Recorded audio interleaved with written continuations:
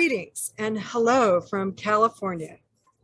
As you launch your 3-day sustainability summit today at Prince Mohammed bin Fahd University, PMU, I want to thank you and your host committee for the invitation to speak with you. It is an honor. Your university is located near Half Moon Bay Road in a developing area near Al Khobar.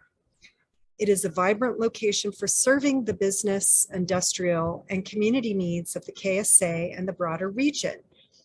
And your campus has been designed with care.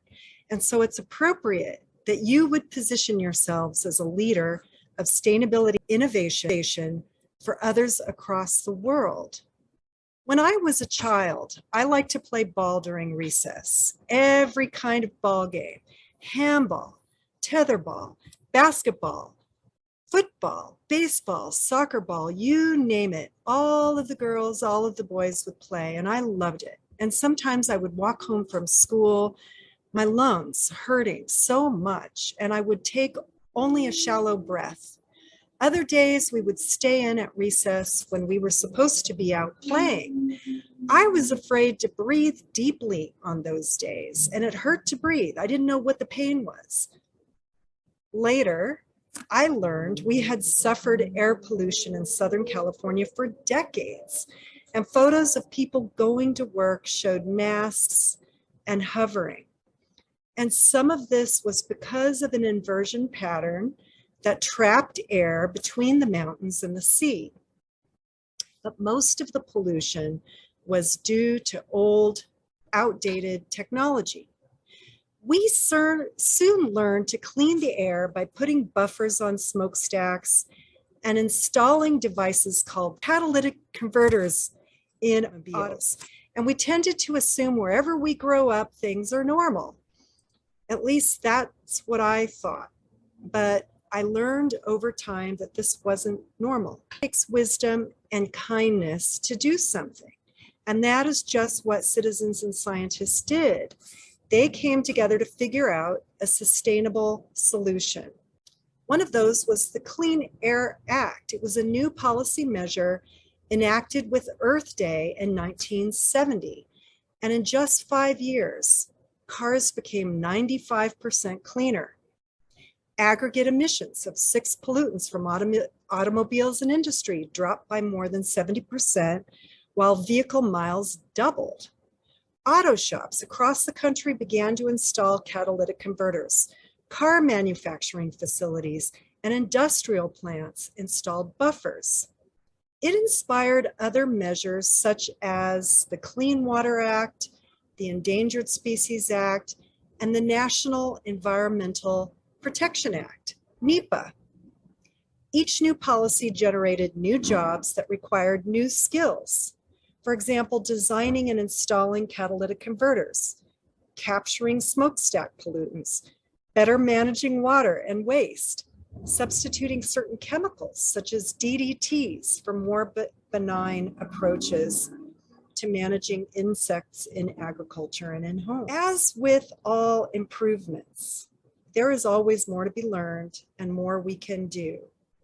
So we listened to what the scientists told us about ecosystems and the climate.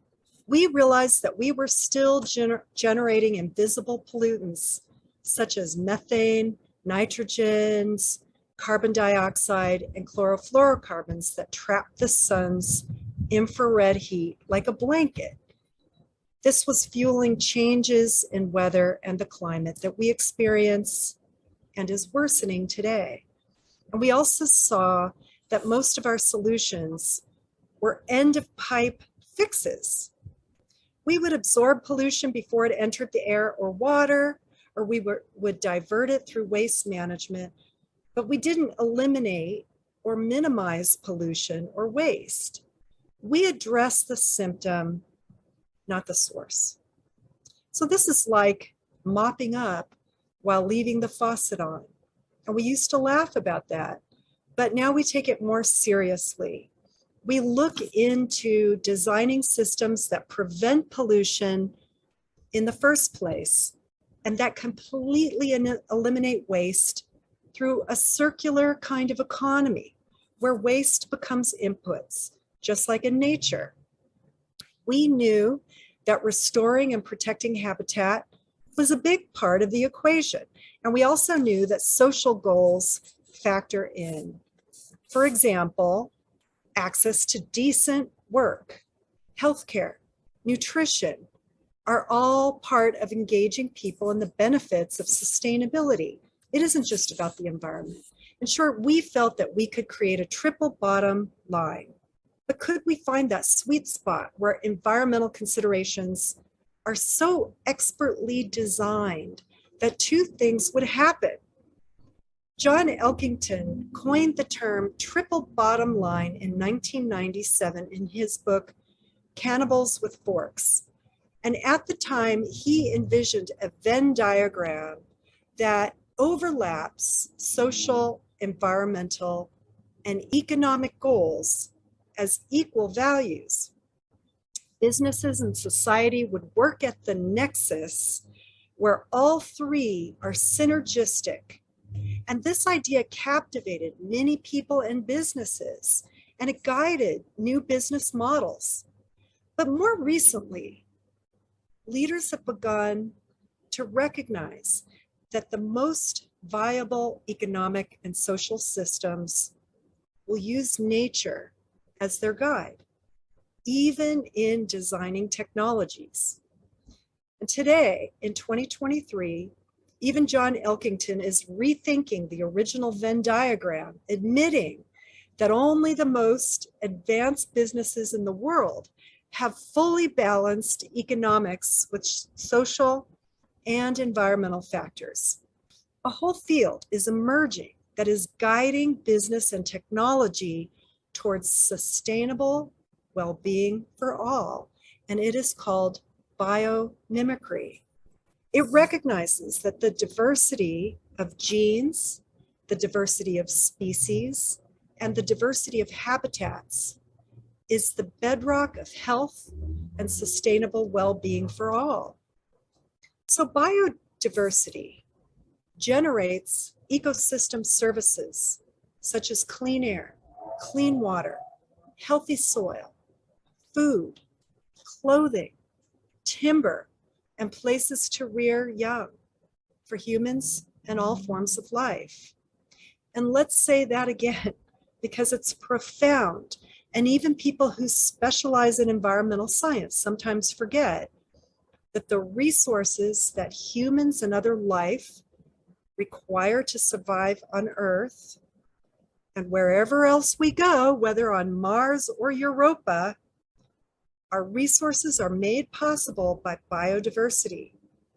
It is that diversity of life, of the genes, of the species, of the habitats that make the living conditions of the Earth and anywhere else we go possible. Do you know many places as biodiverse as our planet, the Earth? So while countries and businesses across the world hasten to curb carbon footprints, the new frontier is to design with nature as the guide.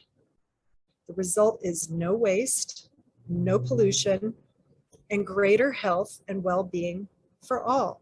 For example, according to learnbiomimicry.org, the business Entropic Materials is addressing plastic waste by embedding enzymes to speed up natural degradation without producing microplastics. This inspiration in nature is a network of chaperone proteins that prevent disease in humans and other species. So we're looking to nature for solutions to human-made problems.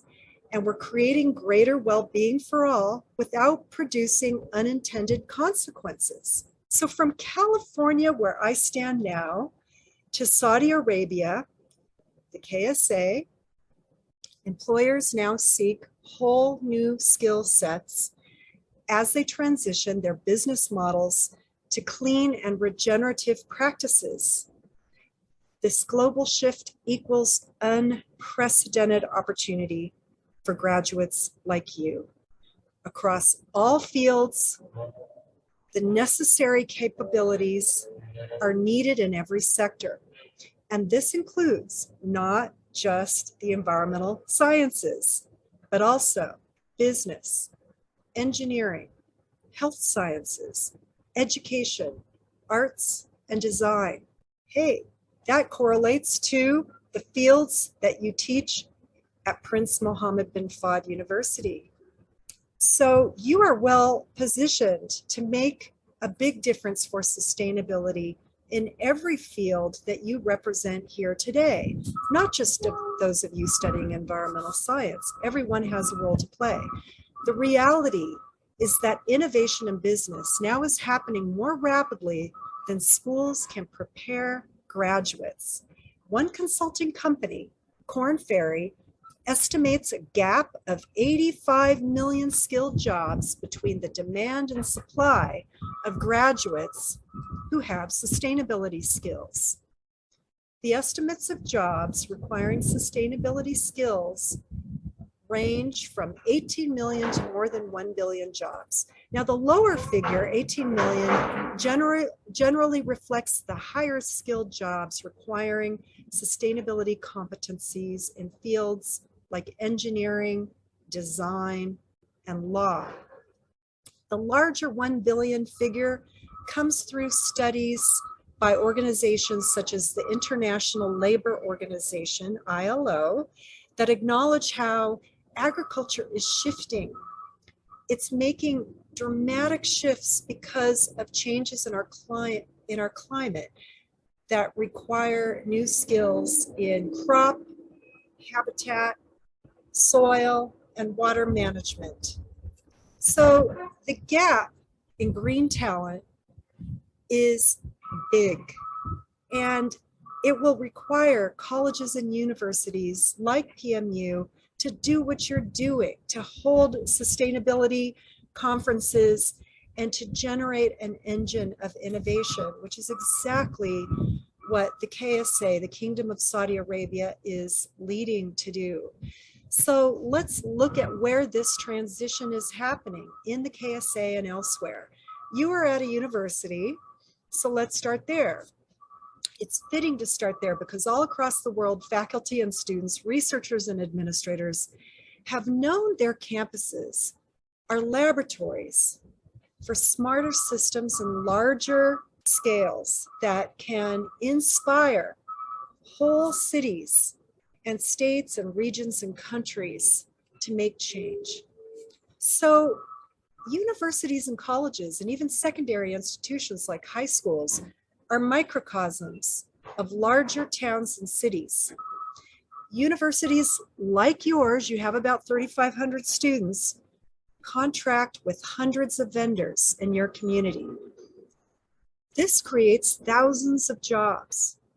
So every change you make, every purchasing decision you make in your setting has a ripple effect across your whole community.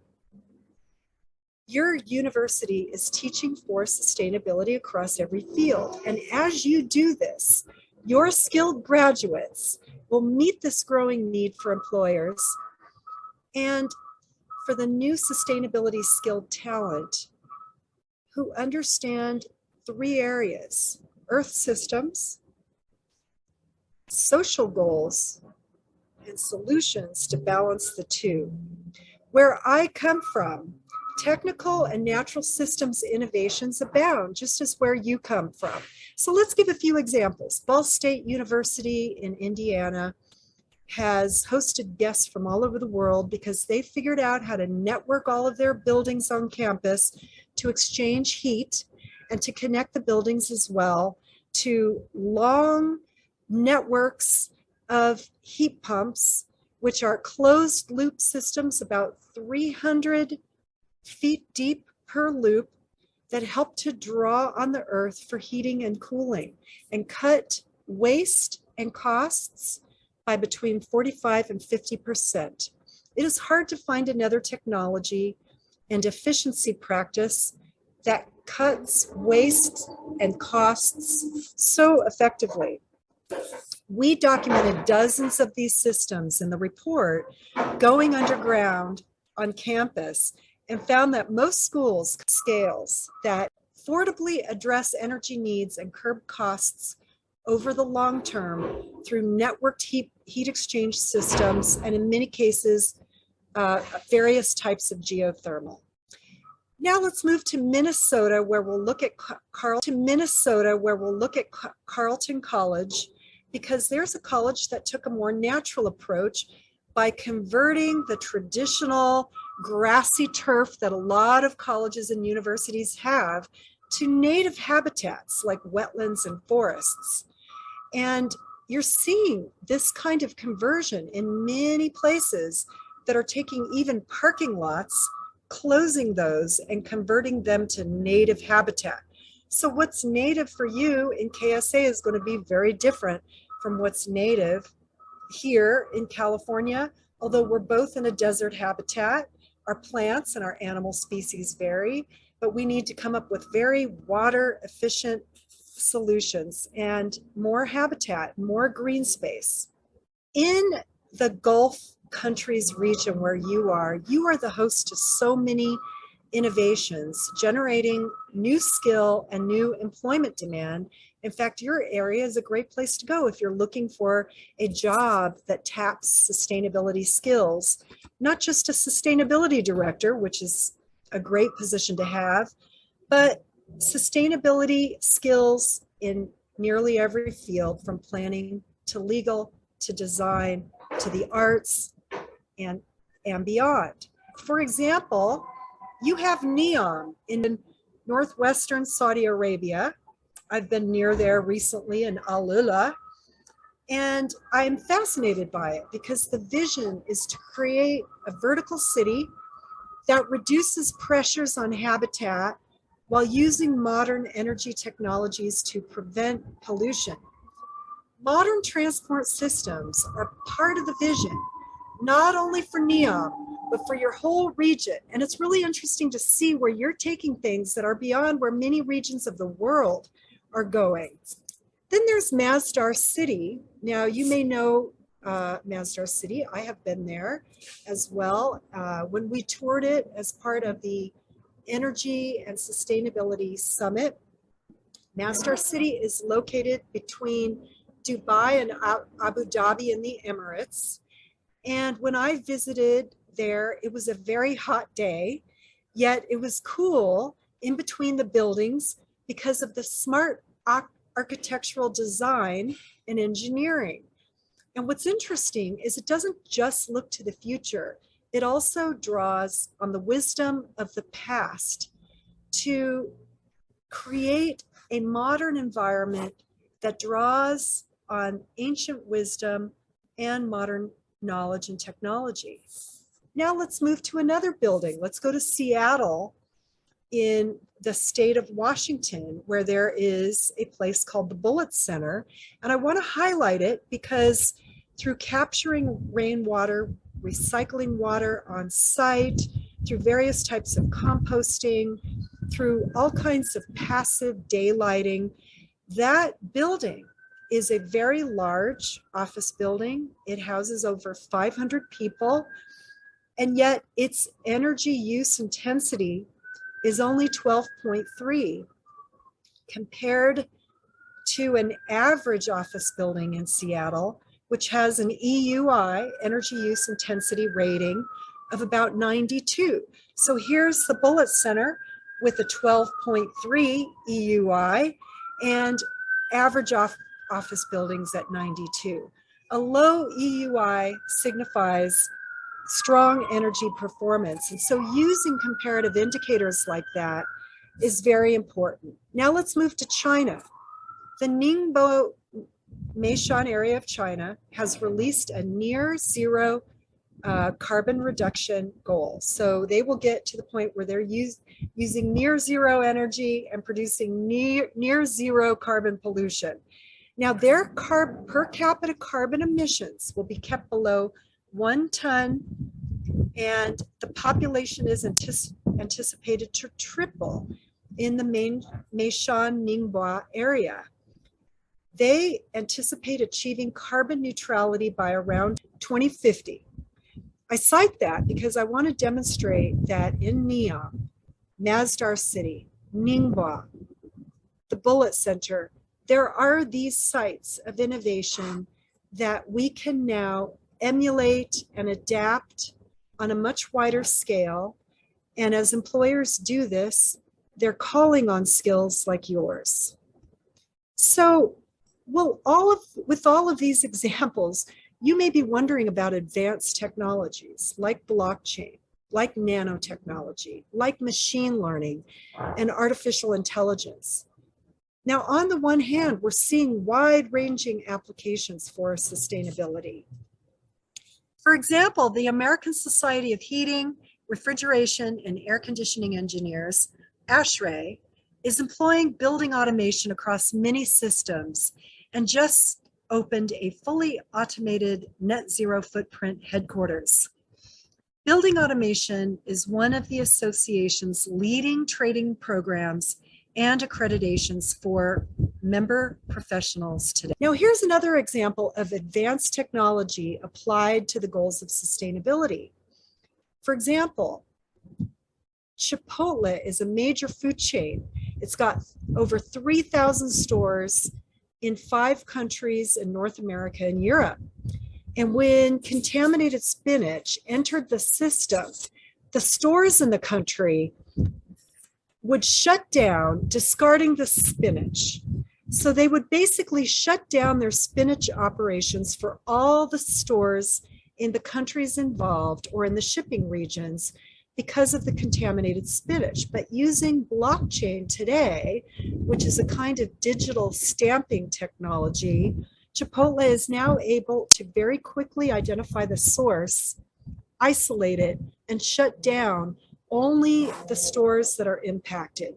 So this reduces food waste, it reduces job loss, and all kinds of costs for people and to companies.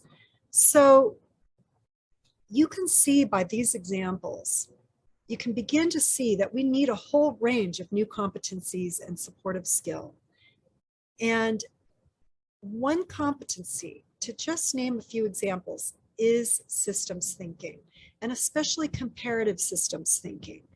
We talk a lot about systems thinking, which, for example, in sustainability may involve looking at manufacturing, mining, all the way to packaging, transportation, retailing, ultimate use, and reclamation. What's important as we're comparing among options is to conduct comparative life cycle assessment, which is a kind of systems thinking. Another key competency is futures thinking, imagining what is the logical extension off into the future and the impact on future generations of our choices today. So conducting comparative life cycle assessments, knowing when and how to apply the precautionary principle in policy and in practice is key, because the reality is that innovation in business now is happening more rapidly than schools can prepare graduates.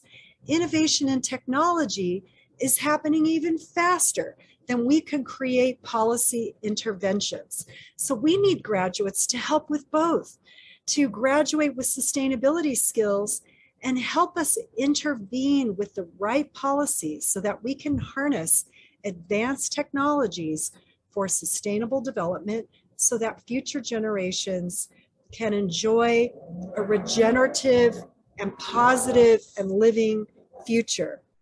The 85 million skills, the 85 million jobs that employers anticipate needing to ensure have sustainability skills are a big number, and they signify a critical role for you right now as students and as you graduate. So as we fill this talent gap, what I hope you have gathered from this is whether you're planning to graduate and become a homemaker for your family, being a good citizen for your community, or you plan to study and go into engineering or business or planning and helping your community in that way, new jobs and new skills are needed all across the value chain, across nearly every field. In fact, I think I can say every field because it's difficult to think of any field that can't contribute in some valuable way. What we're creating is a circular economy, and it will require new design strategies for all of us. So here's the call to action. I would ask you to reflect on your major or degree and ask yourself 3 questions. Number 1, how is my discipline protecting and restoring ecosystem services? Every discipline has a role to play, and ecosystem services, which are made possible by biodiversity, are often forgotten in the equation. So let's ask that question first. Number 2, how is my discipline helping to reclaim materials to create a circular economy? And what role can I play? Number 3, how is my discipline fostering solutions for sustainable well-being for all? So how do I balance ecosystem services and social needs with the circular economy and create solutions that strike that balance?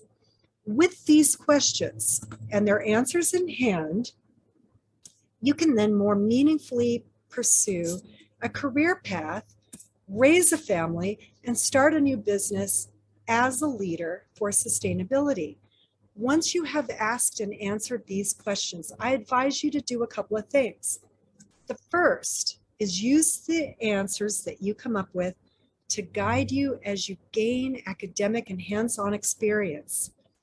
Look to your campus and your community for opportunities to serve, not just because it's the right thing to do, also because those hands-on skills give you that edge you need to really help employers pivot for sustainability, for that circular economy, or to start a new business. Because with that experience, oftentimes students will go on to start a new business because they see needs that they can meet, that they're uniquely prepared to meet.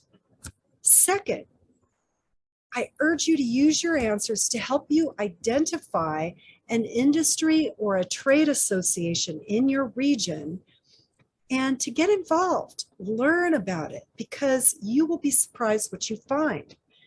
For every discipline and subdiscipline, from purchasing to the arts, there is an industry or trade association. They're housed in countries all across the world where enlightened members have stepped up to create sustainability rubrics and resources. And the result is a whole new series of new standards, new rating systems, new accreditations, and new labels, and new tools that you need to be able to use for sustainability. And as a student, these present a powerful window of opportunity. Because in this region, for example, you have the Pearl rating system for Estidama. In India, you have Griha, which is a really wonderful system that looks at nature to inspire architecture. In Hong Kong, you have the Green Building Council Limited. There are also new standards for accounting and finance, such as the SASB.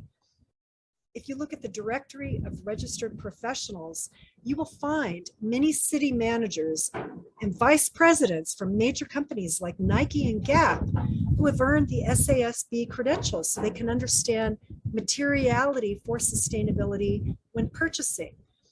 The members of these industry associations are delighted to have teachers and students engaged in their programs, and this provides a way to share their wealth of knowledge and experience, and it helps them identify new talent for recruitment. Our program, Green Teach for Opportunity, is part of an organization called the ESD Group. ESD stands for Education for Sustainable Development International. And the 4 pillars of the program are geared towards teachers at the secondary level and faculty at the tertiary levels. And they are in many fields, ranging from architecture to the humanity and the sciences. And in August and in October, we will host 5 cohorts for those who are interested. We are also running a campaign called Close the Green Talent Gap in 60 Minutes. You can find the campaign at gto.eco, and it will soon be offered in Mandarin, Chinese, and Spanish. And let us know if you would like us to translate it to Arabic, because we'd be happy to do that if that's helpful. And the 60-minute campaign leads to 5 credits towards the GEM credential for teachers who want to adapt their courses and programs for sustainability skills that are at the nexus of education and job demand. So to close, I will say that it's true that we are behind as a global community in achieving pollution and waste reduction targets and habitat preservation goals. I don't want to be overly sanguine or dismiss the challenge before us, but I do want at the same time to emphasize that students like you who are equipped with regenerative skill sets are not only in high demand, but you are well equipped to start your own enterprises and to raise stronger families and communities. And with a can-do, open, and inquisitive attitude, we do have many reasons for hope. And the innovations in your region are among the reasons for hope. You as graduates stepping up to lead with the support of your teachers are one of the biggest reasons for hope in the whole world. You will see and confront the problems and address them with solutions for balance. So thank you again for this opportunity to speak with you. I really appreciate it, and I wish you a wonderful 3 days during your Sustainability Summit. I hope they're very enjoyable and edifying for you. Thank you so much.